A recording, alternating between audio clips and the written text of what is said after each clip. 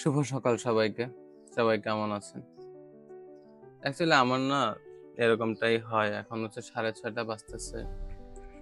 আমার ওঠার কথা ছিল 5:30 টায়, কিন্তু আমি 5:30 টায় উঠতে পারিনি। ফজরের নামাজ মিস হয়ে গেছে আমার। ওটা আমার আসলে ওই যে একটা মিস হইছে। তো একটা মিস হইতে আমি ফ্রাস্ট্রেটেড হয়ে যাই, ডিপ্রেসড হয়ে যাই। যার ফলে আমার কোনো কিছুই অ্যাচিভ করা হয় না। বাট এবার আর এরকমটা হইতে দেওয়া যাবে না। আমাকে অবশ্যই সবগুলাই ফিল আপ করতে হবে। দিয়ে কাজা পড়ে নিবো। আর সকালবেলায় আমি বারান্দায় কেন, এটা আমার ডেইলি রুটিনের একটা অংশ। সকালে ঘুম থেকে উঠে বারান্দায় একটু বসা। এখানে কিছু পাখি আছে, পাখিদের দেখি। দুইটা কাক আছে, এরা বাসা বানাইছে সামনের ইয়াতে। সামনের হচ্ছে গাছের মধ্যে বাসা বানাইছে। ভাবছি আমি ওদের বাসা নষ্ট করতে আসছি, এই জন্য কা কা করতেছি।